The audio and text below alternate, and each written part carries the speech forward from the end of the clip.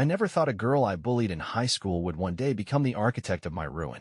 My name is Daniel Carter, and until recently, I believed I had lived a charmed life. Star quarterback of Roosevelt High, class president, a scholarship to State University, and a flourishing career in finance.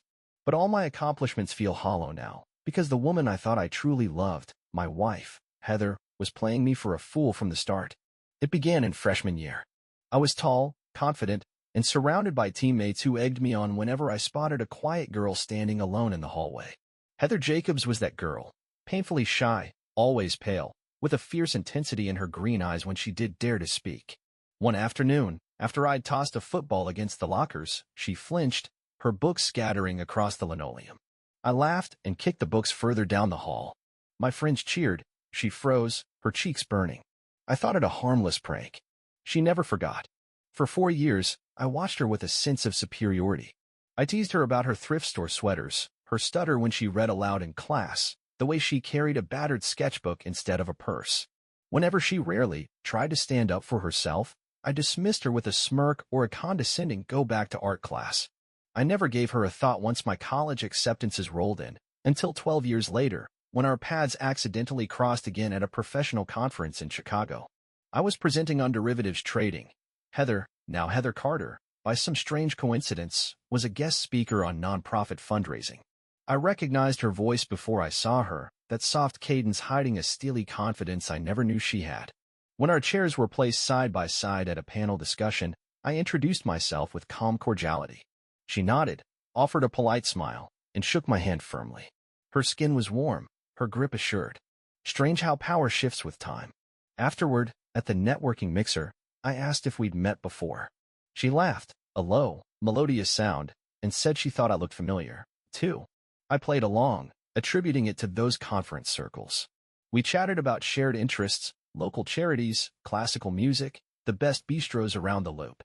I felt a spark of genuine connection, something deeper than the superficial praise I usually received.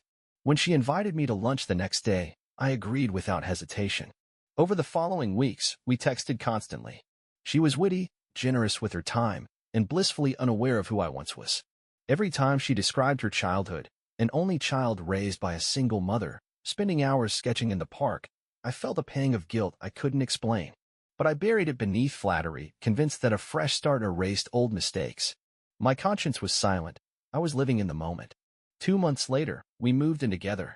On my 28th birthday, I proposed on the rooftop of my high-rise apartment, silver ring, heartfelt speech, all the cliches.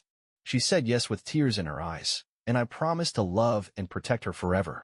It thrilled me to see how complete our lives could feel, how perfect we seemed to those around us, the handsome trader and the accomplished philanthropist. I bragged to my friends, posted pictures on Instagram, and pinned future plans on our shared Pinterest board.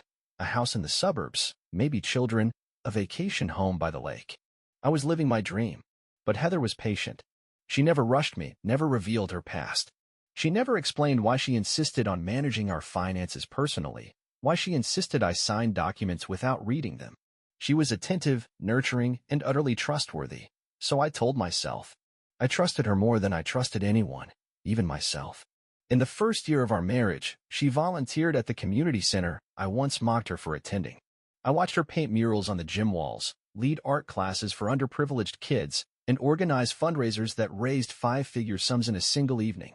She wore simple jeans and a paint-stained smock, her hair loose around her shoulders. She looked at me with love in her eyes, and I felt like the luckiest man alive. Yet I didn't notice the small withdrawals from our joint account, $300 here, $500 there, until our savings for a down payment started to dwindle. When I asked, she explained it away as medical expenses for her mother or supplies for the art classes. I shrugged and paid the credit card bills, confident her honesty was beyond reproach. Then came the plane tickets hidden in the back of her closet, round trip to Miami, booked under her maiden name. I confronted her in a rage, accusing her of lying. She only looked at me with sorrow, tears glistening on her lashes. "Daniel, you don't understand," she whispered. "This was important to me." I snapped, demanded to know what was really happening. She shut down, her shoulders hunching as if bearing a weight I could not see. I pressed harder, but she refused to explain. I searched her phone for clues and found a single message from an unknown number. "Can't wait to see you." I promise it'll all make sense soon. My heart dropped. She accused me of invading her privacy, of not having faith in her. Then she left for Miami without a backward glance. When she returned, her explanation was rehearsed, a surprise art retreat with old friends, a last-minute invitation, nothing more. I wanted to believe her because I chose to trust her. But the seed of doubt was planted. I began checking our accounts daily, tallying every charge and receipt. I hired a private investigator who found nothing, not because there was nothing to find, but because I was blinded by my love for her. It wasn't until our 5th anniversary that the truth exploded in my face. I came home early from a client pitch and found her laptop unlocked on our kitchen counter. On the screen, a spreadsheet listing all our assets, every property, every investment, then columns labeled my share and her share. And under her share were numbers large enough to humiliate me. 50% of our net worth earmarked for Sarah Jacobs. My wife, the woman I loved, smiled from across the room as I stared at the screen. "It's time you knew," she said softly. But I wasn't ready to hear it. I backed away, disbelief and fury colliding inside me. She stood, her demeanor calm, as if expecting my outrage. Only then did she reveal that she'd been Heather Jacobs in high school, the girl I tormented, who had spent a decade planning her revenge down to the last detail. I heard her words as if through water, how she changed her name, her appearance, even her accent to reinvent herself. How she targeted me through professional circles, wove herself into my life so seamlessly that I never suspected. How every dollar she transferred, every client she lured away, was a calculated step toward this moment. How she married me not for love, but to dismantle me completely. I felt my world tilt on its axis. All those months, those years, had been a lie. The vibrant woman I thought I knew was a stranger who had razor-sharp motives beneath a cloak of compassion. The man I had been cocky, arrogant, unkind, was the catalyst for this devastation. And now I stood stripped of dignity and power, faceless in the face of her righteous vengeance. She offered me a final apology, an apology for the pain and humiliation I caused a teenage girl, for the broken spirit she carried into adulthood. But she offered no forgiveness, only freedom from me. She walked out of our home with a small suitcase and left the door ajar for me to follow if I cared to. I remained rooted to the spot, unable to speak or move. The echoes of hallways filled with teenage taunts reverberated in my mind.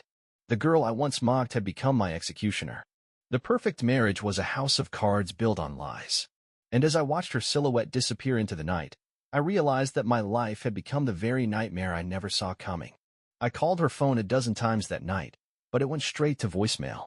I left half-angry, half-broken messages, begging her to come back, demanding explanations, trying to reach some shard of the wife I thought I married. In the end, there were only echoes and the persistent hum of my anxiety. The next morning, I woke on our empty bed, the sheets still smelling faintly of her perfume. I stared at the ceiling for hours, replaying her confession in my mind. By noon, I had packed a single bag and moved into my brother's spare room. Our home, once a sanctuary, felt poisoned. Over the following days, news of the scandal spread through our mutual acquaintances faster than wildfire. Friends took sides. Some condemned me for my high school cruelty, others hailed her masterful revenge. Articles appeared in local papers, branding Heather the phantom wife, applauding her poetic justice against a bully. I watched them, face flushed, feeling exposed and small. I reached out to an attorney, hoping to salvage something, my reputation, my assets, my sense of self. He reviewed the prenup Heather had insisted I sign, the one I dismissed as standard procedure. Its clauses were airtight. Joint marital property split 50-50, no possibility of contesting hidden assets, and binding arbitration in case of dispute. I'd signed without reading, blinded by love and arrogance. Penniless and vulnerable, I fell into despair. I'd lost my job 3 months earlier. My performance had slipped, as if every interaction reminded me of her betrayal. The corporate headhunter who once courted me now avoided my calls. I was radioactive. In that void, I recognized something I hadn't felt in years: humility. I remembered the giddy rush of superiority I felt in high school when I bullied Heather, how I relished the laughter of my peers. The memory stung like acid. I called her mother, hoping for a shred of mercy, but the woman I spoke to whispered only, "My daughter suffered for years. She deserves this." Then she hung up. Left with nowhere to turn, I found a support group for people who'd experienced betrayal. In a nondescript church basement on a Tuesday night, I learned to share my story without shame. I listened to others describe spouses who'd stolen fortunes, lovers who vanished with bank accounts, friends who turned into foes. We held hands, we cried, and for the first time, I felt understood. One member, an older gentleman named Luis, told me, "Revenge is a poison you drink, hoping the other person dies. But you're the one who gets sick." His words echoed in my mind, and I wondered if I could ever escape the sickness. Still, I needed answers. I hired a private investigator to track Heather's movements. He reported that she'd liquidated everything: our house, my car, even some of my old football memorabilia, and vanished overseas under her new identity. She'd left no forwarding address, no trail to follow. She had planned this so completely that I couldn't find her if I wanted to. Faced with that void, I had two choices: succumb to bitterness or rebuild from scratch. For days, I lay in my brother's spare room, scrolling through pictures of us smiling on our wedding day, on birthdays, on lazy Sunday mornings. I remembered moments of genuine affection: the time she stayed up with me when I was sick, the way she looked at our reflection in the shop window when we picked our first couch, the soft whisper of her voice as she sang lullabies to my nephew when he cried. I clung to those memories, desperate to know if any of it had been real. In the end, I realized that even an act of vengeance had to be rooted in truth.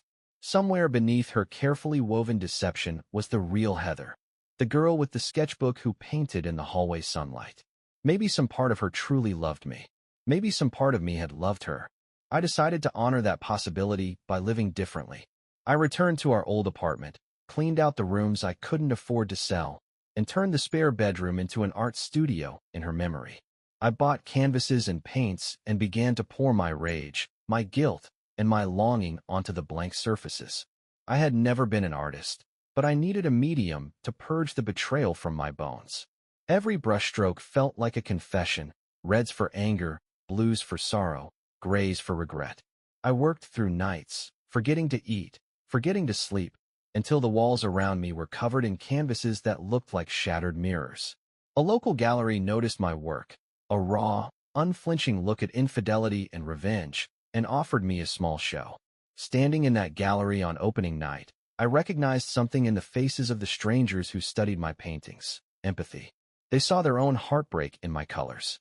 I spoke in measured tones about betrayal and forgiveness, about the thin line between justice and cruelty. And I realized that my story, our story, had become a cautionary tale rather than a blueprint for vengeance. I didn't know where Heather was or whether I would ever see her again. But as I accepted a modest commission from a charity rebuilding after a natural disaster, I understood that my future lay not in plotting her downfall, but in creating beauty from pain. I had learned that in tearing someone else down, you risk destroying yourself, and that the only true revenge is to live well, with compassion and honesty. In that moment, I raised a glass of sparkling water and toasted an image of her perched behind me in memory: my bully, my betrayer, my former wife. May she find peace, I thought, and may I find mine. The gallery opening was on a damp Thursday evening. Rain clattered against the windows as I stood by my canvases, watching strangers drift through the whitewashed halls. Each painting bore a piece of my heart: streaks of crimson sorrow, jagged black lines of rage, soft washes of gray for regret. I recognized in their faces the same mixture of pain and empathy I'd lived through, the universal ache of betrayal. A woman in her 30s paused at the largest canvas, a riot of dark and light that I'd titled "Mirror Fractured." She drew her coat tighter around her shoulders, and for a moment, her gaze met mine. I nodded, unsure what to say. She slipped me a business card and said, This speaks to me. Thank you for your honesty." I managed a hollow smile, my throat tight with emotion. That night, after the last guest had gone, I walked the empty streets of the art district. The rain had stopped, but the city smelled of wet asphalt and possibility. I realized I'd taken a step away from the abyss Heather had pushed me into. For the first time, I felt something akin to peace. Over the next months, the gallery offered me a small residency: live here, paint, and teach evening workshops. I accepted. My new studio, a loft above a yoga studio, was bare save for easels, a desk piled with brushes, and a single photograph: a grainy high school yearbook picture of a younger me, smirking as I kicked a pile of textbooks. I stared at it every morning. Some days, I'd paint over it. Other days, I'd leave it. In my workshops, I met people who'd experienced their own forms of betrayal, spouses who'd left, employers who'd betrayed trust, friends who'd vanished. They painted rage in reds, sadness in blues, resignation in muted earth tones. Each brushstroke was a small triumph over silence. I listened to their stories and offered no easy answers, only affirmation that their pain was valid. One evening, as I packed up brushes, a man lingered behind the last student. He introduced himself as Aaron Wallace. My heart froze. He'd been Mark's closest friend. No, my closest friend in both high school and adulthood. The friend I'd driven away with Heather's whisper campaigns. I swallowed. I heard you were the artist behind the show, he said quietly. I wanted to see for myself. His eyes were soft with question. Is it true? What happened between you and Heather? I hesitated. My instinct was to shut down, to protect the last shreds of dignity I'd cobbled together. But here was someone who deserved the truth. I nodded, my voice rough. She married me under false pretenses. She planned to ruin me as payback for high school bullying. He drew a slow breath. I'm sorry you went through that. But what now? Are you looking for her? Or just moving on? I stared at the paint-splattered floor. I don't know where she is. She vanished overseas. And yet I can't decide if I want to find her or forget her. Aaron placed a hand on my shoulder, hesitant but kind. Revenge ends when it ends. You've ended it. Now it's time to live. His words echoed what I'd finally begun to understand, that no contact, no lawsuit, no public vindication could fill the hollow inside me. Only life itself could. I thanked him and locked up the studio, leaving the night behind. That winter, I took my first real vacation, 2 weeks in the mountains, alone. Each morning I hiked through pine-scented air, my breath steaming in the cold. I carried a sketchbook and drew gnarled trees and silent snowfields. Sometimes I added tiny silhouettes of 2 figures, one chasing the other, in homage to my own cat and mouse with Heather. When I returned, I felt lighter. I repainted Mirror Fractured, overlaying it with streaks of pale gold. Forgiveness. The gallery director called it a brave evolution, but for me it was simply acceptance. Meanwhile, my finances stabilized. I sublet my old apartment, paid off debts from the divorce settlement, and began saving for a modest home. I reconnected with my parents, quiet folk who'd watched my self-destruction in helpless silence. Over Sunday dinners, we spoke of small joys, my mother's apple pie, my father's new woodworking hobby. I apologized for shutting them out, and they forgave me without hesitation. By spring, I felt a stirring, an impulse to close the circle with Heather. I drafted an email, a simple note of closure. I wrote about my journey, my scars, my hopes for the future. I thanked her for the unintended gift of perspective. My finger hovered over send for days. Finally, I deleted the draft.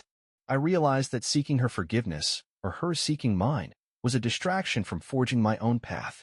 My story would not end on that note of retribution. It would continue in every canvas I painted and every heart I touched.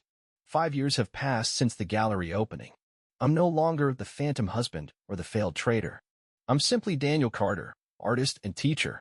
My studio overlooks a quiet courtyard, where children chase bubbles toward the afternoon sun. I host weekly classes for teens from underfunded schools, teaching art as a means of self-expression and healing. This morning, I hung a new piece over my desk, a canvas of white light punctuated by soft pastel colors, a sunrise after a storm.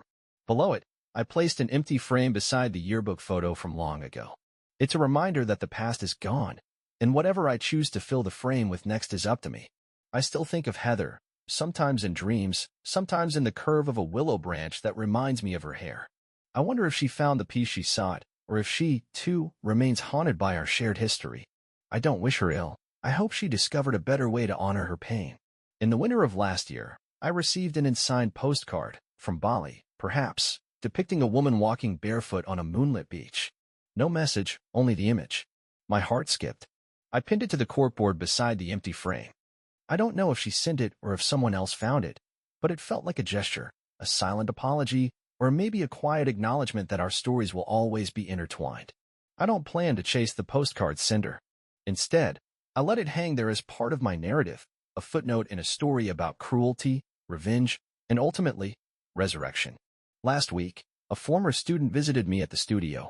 She'd been one of the shy kids in my first class, the one I'd bullied years ago, in a different life, with Heather. She told me how art saved her from anxiety and how my story inspired her to stand up for herself.